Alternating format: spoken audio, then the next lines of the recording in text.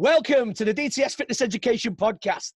My name's Ben McDonald, and today on the show, we've got Jenn Thayne Blunston. So Jenn and Thayne own a general dental practice out in Calgary, and it goes beyond general dentistry. Is that right, guys? Yes. Definitely. Very much so, yes. Excellent. Welcome to the show. How are you both? Very well. Thanks for having us, Ben. Yeah, great to be here. No problem, and great to have you on. Great to have you on. Excuse me. Okay, so let's get into the meat and potatoes. Let's get straight down to the nitty-gritty. Question number one, what are the main benefits of nasal breathing for adults and children that you have seen in your practice? So being a general dental practice and having an interest in this area of dentistry, about breathing and about jaw growth. It relates to orthodontics. It relates to the growth of the face and the jaws. And it's all connected, Ben. It's connected to how your posture develops, how your head sits on your shoulders. And nasal breathing is a key part of that. When we talk in dentistry about breathing, it relates to something that we're interested in called the big three. And what we call the big three are nasal breathing, swallowing, and oral posture, lip posture. Nasal breathing is one of the key components because, as you know, as human beings, what's the most important thing that you could give to a human? It's air. That is kind of the key and the foundation to how growth and development will happen in a human being. When we grow and develop, we're meant to grow embryologically from the top down. It's where posture has to sit from the top down. Corruption of this system and this growth creates a lot of problems that we see in dentistry. Crooked teeth, malformed jaws, forward head posture. Then we start, as people age, you get into problems like TMJ, joint problems. You get into things like sleep apnea and sleep breathing problems. So for us, breathing is a key component that if you're a kid, we try and see and recognize a corruption or a malformation of that system early and do things to correct it. If you're an adult, it's a different process, but you can still have corrections of those processes, and breathing is such a key part of it. Fantastic. And nasal breathing is obviously the number one when it comes to breathing components. Yeah, definitely. And just in the practice, I work with patients to help retrain tongue posture and to help retrain breathing using Buteyko methods.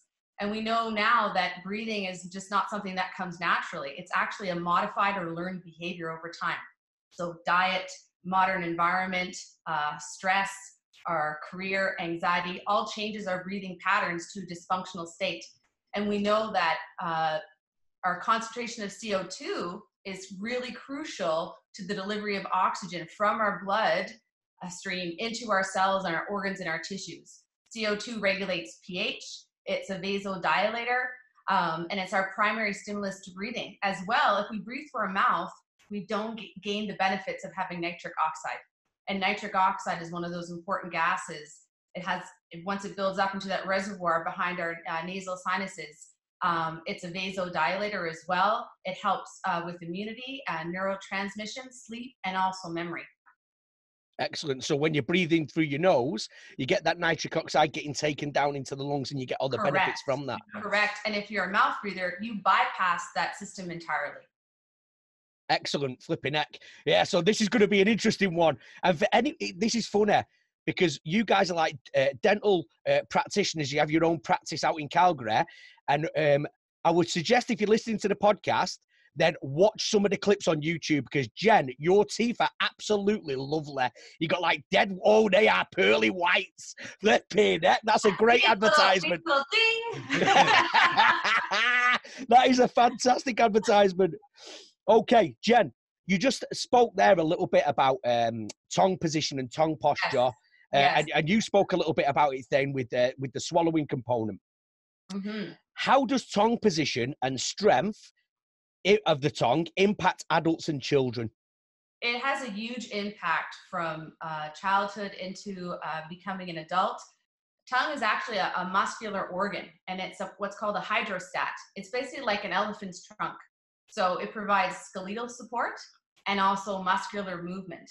It's anchored into our lower jaw through a large muscle here in the throat called the genioglossus. And that also leads to other muscles which go into our hyoid bone in our throat. And this is really like the rudder of our spine. So when we actually stick our tongue out, we change the position of the hyoid bone. And we also change the position of our atlas, which is our C1. So our C1, as we know, is crucial to our overall head posture and body posture. So tongue is really the basis of our head posture on our body. In addition, in order to have proper tongue posture, we also need to have proper lip posture and having our lips closed. When we have our lips closed, we have our tongue sitting up against the roof of our mouth or our palate, with the tip of our tongue resting right behind our front teeth, which is called the incisors papilla. And what that does is it creates a balanced muscular tone in our orofacial complex. And in doing so, it creates also a balance in our muscles through our neck, our throat, and through our upper back. They've also related the tongue sitting on what's called the spot, which is kind of where you would say the letter N, where the tip of your tongue lands. That's kind of the spot. It's very sensory there, and it connects to the parasympathetic nervous system. So when we have our tongue tip to our spot, we actually tap into that parasympathetic nervous system and we gain a relaxation. So this is why it's hard for kids who suck their thumb to eliminate that habit, because the pressure of the tongue against that spot is actually initiating that parasympathetic nervous system. So it's hard for that child to give up that habit. In addition, we swallow on average about 500 to 1,000 times a day. And when we do that proper swallowing, we're able to move that food, gather it with saliva, put it on the top of our tongue. Our tongue compresses it against the roof of our mouth, and it goes to the back to our pharynx, and then we swallow that. If our tongue is not in an ideal position, we're not swallowing correctly. And over time, what that does is it creates degradation at our jaw joint. When our tongue is ideally against the roof of our mouth with our lips closed, we have a good centration of our jaw joint. We talk a lot about, in the DTS Fitness, you guys talked a lot about the health of the shoulder and the joint being centrated. And the same is true for the jaw. So if I'm doing a pattern that's dysfunctional for 500 to 1,000 times a day, we start wearing down on that jaw joint. And over time, we see that degradation. So I have adults and I have children, and adults who've swallowed improperly their whole life now have migraines, temporal and mandibular joint disorder. They're requiring orthodontics, and potentially have issues as well with sleep or sleep apnea. When you're laying on your back, sleeping at night, that genioglossus muscle where the tongue inserts into the throat, that's the only muscle that's becoming activated when you're on your back. So the tongue is really important for sleeping as well. Flipping heck, that was a lot, Jen. I was like, wow, you just said about 3 million things there. Yeah. So, yeah, I mean, my jaw, I've been punched on it numerous times. So I'm just thinking about my jaw joint, and I'm like, oh yeah, that's been a little tender a couple of times in my life. One thing that I found really interesting there, Jen, and which we spoke about on when you came on DTS level 1, was the tongue position against the roof of the mouth, and how when you say the letter N, when the in that component, when you say N and the Yes. tongue hits the roof of the mouth, that is the sweet spot. Yes. But what I found really interesting, what you've just said there about the kids sucking the thumbs. Yeah. Is that because the thumb presses on the sweet spot? Yes. It is. That's why they won't give it up. She said the tongue, but she meant the thumb sits on the sweet spot. So they're self-stimulating the parasympathetic system because they've lost the functionality from the tongue to do it. So that's why you see kids suck their thumb or another device, blanket, a stuffy, Pacifier, bottle. on that spot, because what it does is it soothes them. That's why they fall asleep and relax, usually when you see them sucking their thumb and are stressed. That's crazy. That is crazy. Yeah. So if you've got a child who mouth breathes, Yes. and they're not getting that stimulation on the sweet spot at the roof of the mouth, and they're utilizing the thumb to sort of substitute the tongue for the thumb, then that is, they're still getting that parasympathetic or rest and Correct. digest good sort of feeling. And that's why they don't want to give it up. Correct. Exactly. Correct. Wow, that's crazy. No, I like that. I like that. So, hey, that was excellent. So we're getting nasal breathing, promotes obviously a closed mouth, which promotes the correct tongue position and has a knock-on effect into all those pieces that you've just spoke about. Yes. Correct. And Ben, as Jen mentioned, all those things and sequelae that happen. So when I see a kid in my practice, if they don't have proper oral posture, I tell them, and we try and train and teach them through the various techniques to learn to have their lips closed, breathe through their mouth and their tongue up. Because you talk about tongue strength. When you look at the tongue and the size of the tongue and its function in the body, it's one of the strongest muscles, pound for pound, so to speak, in the body. We try and harness that natural ability of the tongue to help the proper growth of the jaws.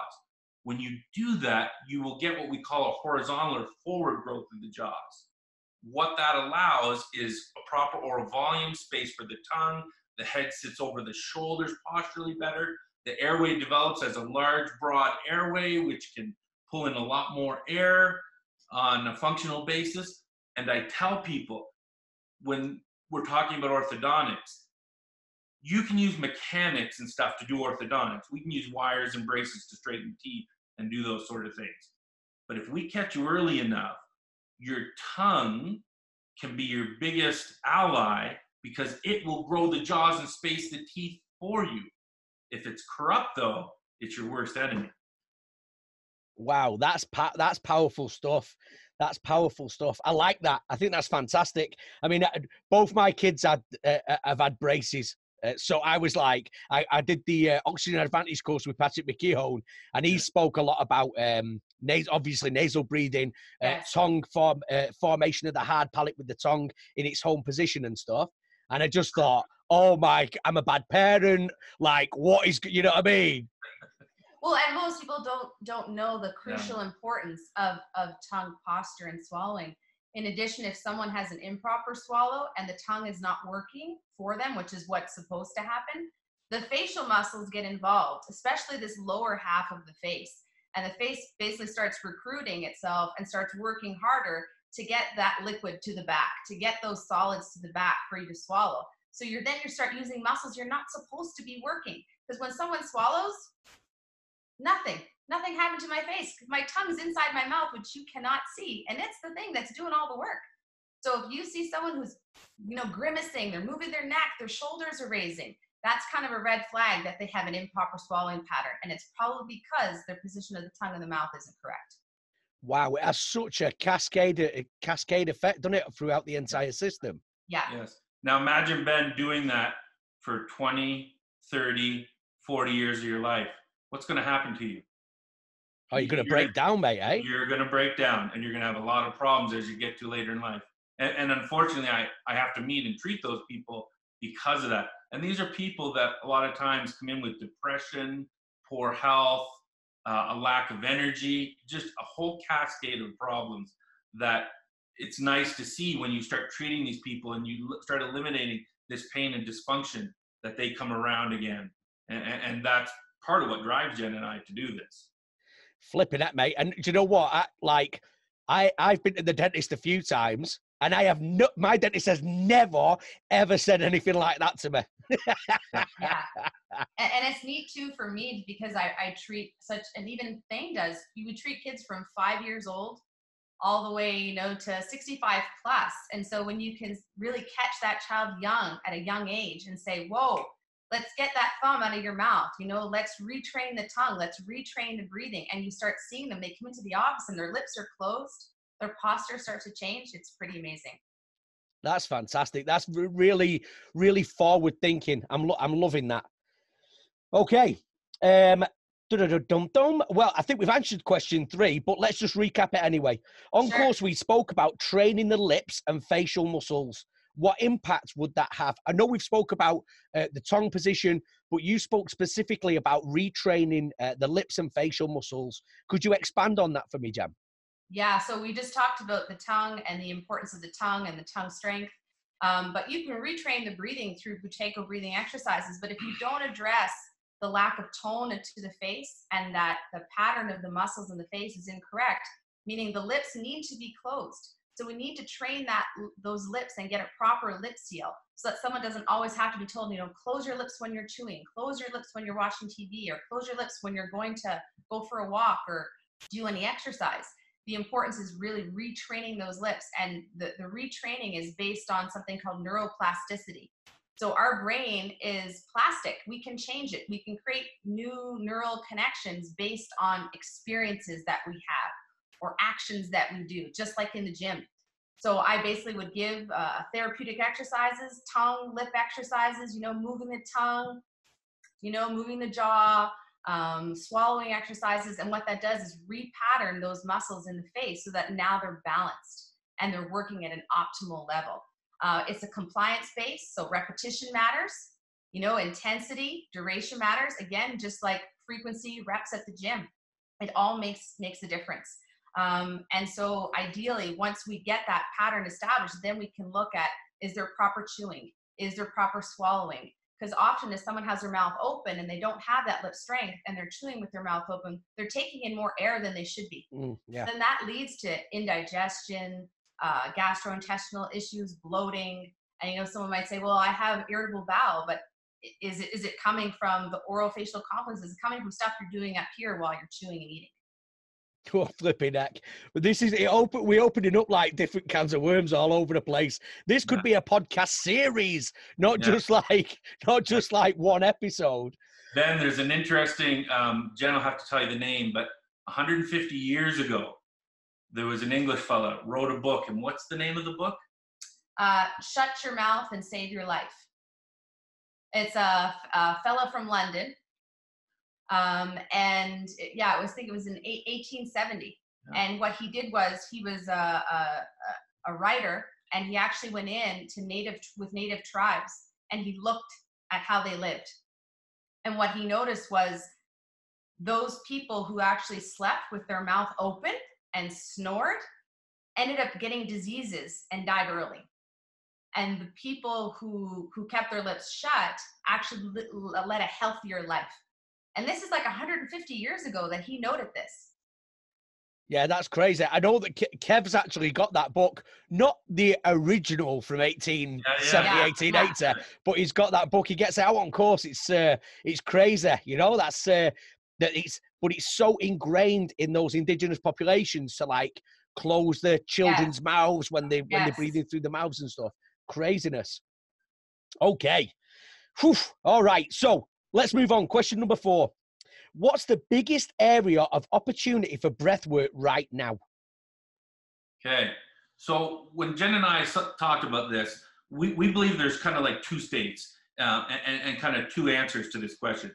And it's kind of like the awake being and the sleeping being, right? With the awaking being, what you want to do is for your team and stuff like that is to learn about overbreathing, about nasal breathing. Understand what it is, first of all. Then learn the basics of it and how you can improve that. How you can improve all the things like the nitric oxide uptake, the CO2 concentration utilization that some of your other podcast members have talked about. It's all related to that. Learn the basics. Beyond the basics, for people like you in the fitness industry, there's a bunch of competitive advantage type training type stuff that Patrick McCune works with and stuff with people. So we believe with the basic individual, with the awake individual, learn the basics, right? Learn what overbreathing is. Understand that we're not meant as humans to breathe through our mouths. We're meant to breathe through our nose. With the sleeping individual, it's the same. You want to breathe through your nose. You don't want to be a snorer. You don't want your mouth hanging open. But to do that, because you're in an unconscious state, it's hard to control. So you've got to learn the basics and you've got to retrain the daytime breathing. Because without doing that, you're going to struggle to treat the nighttime breathing. And a lot of our treatments right now in the sleep field of sleep breathing disorders, there's things like CPAP that help force the airway open. There's dental devices that will help position the jaw forward while you sleep. But without the re-education, without the re-training of the muscular system that goes with that, which includes the nasal breathing and the tongue posture, you're not going to have as much success. The father of what's called sleep apnea, they coined the term, Dr. Guilleminault from Stanford, he passed away just recently this year. And he has done a lot of research in sleep breathing and that sort of thing. They are just doing a lot more research in the last couple of years about how myofunctional therapy and tongue retraining and nasal rebreathing impacts that. And he's actually started changing some of his protocols and recommendations about don't just do CPAP or don't just do tonsil and adenoid surgery or don't just do dental devices. Retrain the musculature too, retrain the body, get back to the physiologic basics of that, and you will have much more success with it. Yeah, so Thayne and I talk about how he's the hardware guy and I'm the software lady. So he's the guy that works on the hardware, about the jaw, the structure. But if you change the hardware, just as you know, if someone tries to retrain their posture through exercises at the gym, but they're still a mouth breather and they haven't retrained, are they really going to achieve that full potential that they want to achieve, right? So we've got to rewrite the software and we've got to retrain the tongue position and retrain the breathing to gain back that overall stability and health. Yeah, I think if you, it needs to be done more actively than passively. Correct. Yeah, I think like I tell this story on course, but like my nose is all broke inside from like combat sport and stuff like that. And my wife, like she's going, I wish you'd stop snoring. I wish you would stop snoring. You're flaming killing me. Do you know what I mean? So I was looking at all these devices to help people stop snoring and that. And just as you were saying, Thayne, with the jaw position, I'd never even thought of it, mate. But I got one of those chin straps, so it goes around the chin and then Velcros around the back of the head. Yeah. And I look dead sexy when he had it on. Do you know what I mean? Yeah. So I would put that on, but the problem was I wake up in the morning and my wife, honestly, she was saying to me, you don't ever wear that ever again. Because what was happening, when me facial muscles relaxed, my jaw would come backwards like and shut my airway off. Yes. So it was, so rather than it stopping me snoring, it was actually like making me flaming rattle like a toilet door in a storm. You know what I mean? It was even worse than it was before. Yes. And without you retraining your tongue, if your tongue isn't in the optimal position, you know, you're sleeping on your back. And we talked about that muscle where the tongue inserts into the throat, that genea glossus, that's actually firing. It keeps firing so that your tongue is forward and it's not dropping back into your airway and giving you some of this sleep breathing issues that you're having. So that tongue strength that we go back to in tongue position is crucial during your sleeping stages. That's excellent. So it's more active than passive. But then, do you see a lot of sleep apnea in children? Yes, we do. Yes, with children, it starts from it starts right from the corruption of it can be from when the time you're born. In a perfect world, we breastfeed our children. It's a natural process for not only the benefits of breast milk and stuff like that a lot of people talk about, but it's about developing the proper oral structures, tongue position, and swallow. From there, unfortunately, we live in 2019, and there's a lot of things that we get exposed to, a lot of pollutants, a lot of processed food. That also fights against us as a nasal breathing organism. And what it does is it corrupts that. So in kids, what we'll see is enlarged tonsils, enlarged adenoids. Kids coming in and you look at them and they'll watch the TV or the screen and their mouth will be hanging open because they can't breathe through their nose. So the corruption can start quite early. It can start with allergens, food sensitivities. So when we see it early, we start talking to the parents right away. We send them for the appropriate referrals to the appropriate other health practitioners that can help with that, like ear, nose, throat specialists if there's allergens, enlarged tonsils, adenoids. You want to have a proper nasal patent airway to be able to breathe. I don't know if you see a show, Ben, called Stranger Things. It's a Netflix show. I've just been to the Stranger Things convention with my son in Chicago. Yeah, so I watch it, my mate. Awesome. I think it was season 1. Yeah. There was a joke where the bullies were picking on the boy. What did they call the bullies? The dumb bullies. Mouth breathers, mate. Bingo. So when kids develop that in their mouth breathing, you have an appearance almost of less intellectually capable. It ties back to cognitive development, believe it or not. A lot of ADHD, ADD in children is related to improper sleep breathing. Wow. Because, when kids are tired, they're not like adults where they go for the coffee. It manifests itself more in terms of hyperactivity, lack of focus, right? So unless you actually have biochemical ADHD, which you can determine going to a naturopath, a lot of times ADHD is misdiagnosed because it's actually a sleep breathing disorder. Wow, flipping heck. Oh, this has definitely put the cat amongst the pigeons. Definitely put the cat amongst the pigeons. But when I was at the Stranger Things convention, I actually bought a sticker, like one of those transfers, and I've got it on my laptop. It just says mouth breather. I thought it was brilliant. Oh dear. Right, okay. So, question number 5. What are the top 3 things a coach or trainer can work on with clients? I think the first thing is just during training is having the ideal lip posture and tongue posture. So lips closed. You want over 2/3 of your tongue against your palate or the roof of your mouth with that tongue tip to just behind your front teeth on the sweet spot, but not touching the front teeth. So that would be ideal, I think. Yeah, definitely that. Also diaphragmatic breathing.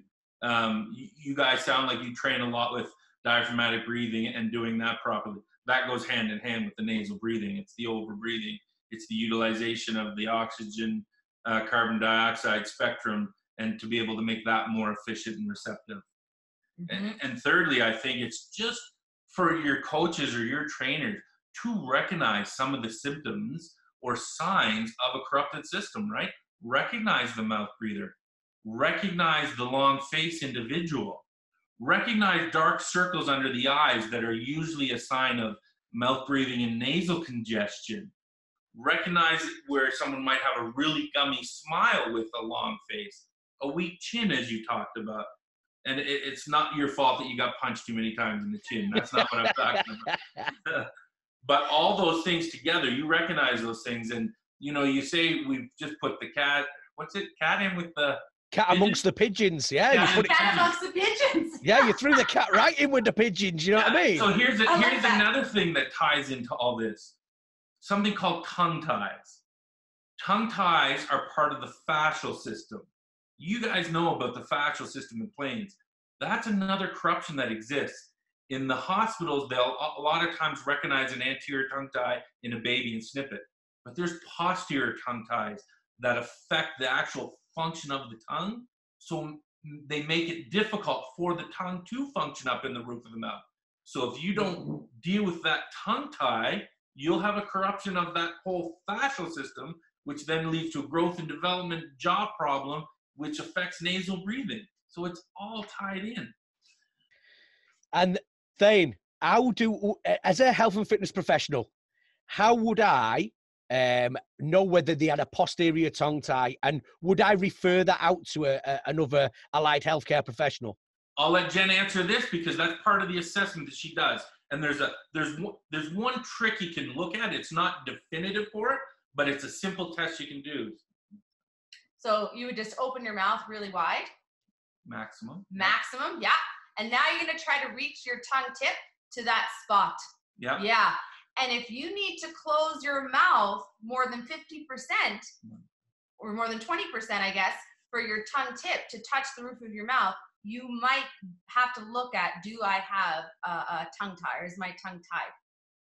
That's brilliant. That is brilliant. Guys, if you are listening to the podcast, make sure you have a look on YouTube, because the video will be on there, and you'll be able to see the assessment that we've just done. So basically, open your mouth as wide as you can, and then take your tongue and try and touch it to the sweet spot that we spoke about a little earlier. Correct. If you have to close your mouth, more than 20%, you may have a posterior or some sort of tongue tie. Correct. If it's more than 50%, you probably definitely do. Yes, that's why I started with the 50, because Yeah. that's like, I need to close my mouth a lot just to get my tongue to even reach my palate. Because the fascia is holding the tongue down. It can't get up in the palate. Excellent. And then from there, if that's the case, we just refer them out, Thayne. Yes, correct. So when we were talking about the top 3 things for the coach, when we were talking about recognizing these things, tongue tie, that's what it is. Recognize maybe when it's beyond their level of skill or ability, and then refer out to the appropriate practitioner to co-treat that person. Yeah. So whether that's a dental professional, a sleep physician, even a speech pathologist, ear, nose, and throat specialist. Yeah. Excellent. So you just have those people in your network that you can refer people out to, eh? Correct. In my office, Ben, we do some of that tongue tie work, and I can talk about that later, but we do some of that ourselves. So there are some dentists that will recognize and treat that. Fantastic. That is excellent. I like that little test. Wow, that's it. That's straightforward. Beautiful. We like things like that, you know. Advanced skills are the basics mastered. So we like stuff stuff that we can put in straight away. Okay. Question number 6. What's the number one thing a client can do to get the biggest return with their breathing? We had a hard time narrowing it down to one. Hey, listen. Maybe we should give you one, and would you like a bonus? Oh, would you like a little bonus? Let's give one and a bonus. Well, there's 2 of you, so you could go one each. Okay. So I would say what I see, and from my experience in my practice, Ben, I think the number one thing you can do, and it's one, but remember, we talked about learning the basics of the daytime stuff. If you can sleep with your lips together, if you can eliminate sleep breathing disorder, there's so much that happens in sleep and sleep breathing with the rest, the recovery, the proper oxygenation of the tissues, the relaxation, the mental clarity and rejuvenation. All that gets so disrupted from improper sleep. And there are other reasons why people might not sleep properly, but there is a big category too, that's that sleep breathing. The lack of nasal breathing while you sleep, I think I would probably put as the one thing that clients should look at and try and improve. Mate, we had a gentleman on the podcast where we did the how to get lean podcast. And he spoke about sleep being like the number one thing, because you do it. That is what you spend your most time doing. Yes. Yeah. Like whether it's nutrition, training, like all these other things, like you're sleeping for 7-8 hours every night, you know? Yes. No, I like that. So sleeping, sleep breathing, how you breathe when you're asleep. Correct. Yes. Oh, that's Thayne's number one. And it would be with the lips together, Thayne. Correct. Yes. And there are techniques that are taught, and some advanced techniques like lip taping and stuff that are involved in the retraining of that. But it makes such a difference in people when they eliminate the problem of lack of oxygen and proper deep sleep. Fantastic. I like it. Thank you, Thayne. Jen, Right. what's your number one? This is the little bonus. Retrain the breathing and the tongue position in the day, because the tongue position, like I said, is really, it's that rudder of the spine. The position of the hyoid is changing when you're swallowing. It's everything is related to where your tongue position is at when you get that muscular balance, keeping your lips closed. So retraining that breathing in the day and working on keeping that tongue up against the roof of your mouth during the day translates to at night when I am sleeping, I roll over on my back.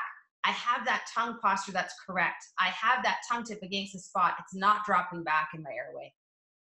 Fantastic. That was a little bit of a cheat, really, wasn't it? Because you've covered the full 24-hour period. I love it, mate. I love it. That's fantastic. Okay. So what's been going on with you guys? Tell us a little bit more about what you do at your practice and what's been going on. All right. So Jen equated us to a hardware software team. In my practice as a dentist, we had always done orthodontics. Orthodontics has always been about straight teeth, right? You bring your kid or yourself to the dentist, because you want straight teeth. Well, the technology for straight teeth has come such a long way that any dentist now can straighten teeth. You can use techniques and technologies like Invisalign or clear aligners, and you can get straight teeth. There's a reason why the teeth were crooked though in the first place. Yes. And it's usually if you got to dig deeper down that rabbit hole. Mm-hmm. And there's a corruption of the system that caused the crowded teeth, usually related to the tongue and usually related to mouth breathing. If you go out and you correct just the smile, kids have done this, and then they grow into young adults, and all of a sudden they have crooked, crowded teeth again, and they wonder why. And unfortunately, sometimes it was told because they didn't wear their retainer long enough for the rest of their life. But it's the fact that the foundational issue of the muscle balance, tone, and function wasn't correct, and the tongue and oral breathing re-corrupted the system. So in our office now, we've gone beyond straightening teeth. When we assess someone for what's called orthodontics, it's all about, first, nasal breathing, posture, airway, jaw joint health and position, jaw growth and position. And way down that list is straight teeth. Because if you do everything else and get everything else in balance and right function, in the end, straight teeth will be there as part of the process. So there's newer techniques that have been developed by some dentists and, that are much smarter than I, but there's newer techniques now where we grow the jaws. We can physically grow the position of the jaws, where in the past, orthodontics was done by pulling out teeth. It was done by tried to be done by surgical correction of the jaws. And before we ever want to get to that point today, because we know where those people end up as adults, they end up as TMJ pain patients. Today, we're trying to grow the jaws, retrain the tongue, retrain the function. And there's techniques out there called anterior growth guidance appliances, controlled arch braces, and practitioners that do that are all about the physiologic implications of the changing the jaw position, teeth position. They want to put you in a very healthy, balanced state, and then at the same time, they might straighten your teeth. That's what it's about. So that's an exciting area for us where we are doing it. In kids, we catch them early. We get the software retrained, which Jenn will talk about. In adults, at that point, I'm sometimes correcting the hardware, doing the dental facial orthopedics, treating the TMJ pain patient, or treating the sleep breathing disorder, sleep apnea patient. Cool. So, and what is it? What's your role at the practice, Jenn? So my role at the practice is, like Thayne said, is basically try to help patients retrain the software. So when a patient comes in and is working with Thayne and is doing orthodontics, they usually come into my chair and I do a full gamut of assessments with them.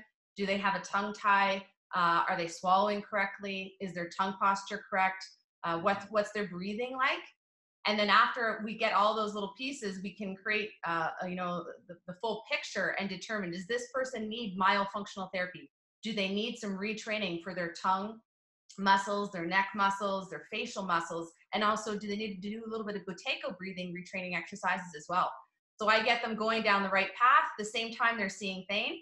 And then it all kind of comes together. Once they start keeping their lips shut, they're nasally breathing, then Thayne's job becomes much easier with the mechanics. Because the tongue starts, like Thayne said, it's not going against them, it's helping them, right? So that's kind of part of my job. And then just this past year recently, just becoming certified with personal training and now doing, level 1 DTS.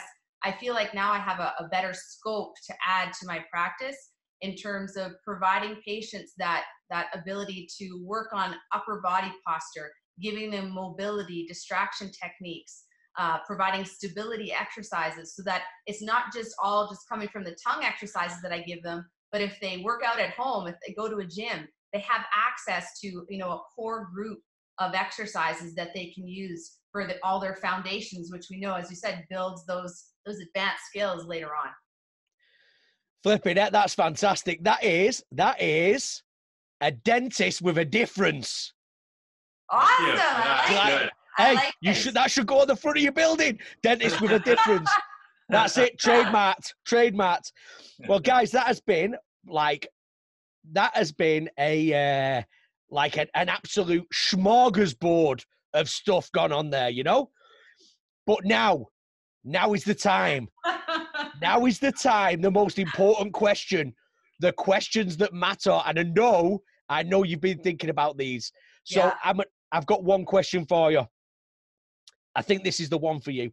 If you were on a desert island, what's the one item you'd have and why? Michael, can I have 2 options? Nope, no. Absolutely not. My first answer would probably be Thayne, because I knew you would say something like that. Because he can figure out like anything. He's like MacGyver. But if I didn't have him and I had to choose an item, I'd probably choose a rain poncho, because I can use it as shelter. I can tie it up. I can put water in it and carry water with it. I could put it over me so I could remain warm. Wow. That's thinking for you. But I like the way she got that in there, Thayne. Yeah. I'd have Thayne with me. That's brilliant. Guys, thank you very much for being on the show. It has been informative beyond belief. So thank you once again. And I'm going to leave it with a go Jenn and Thayne! Thanks, man. Thanks, Ben.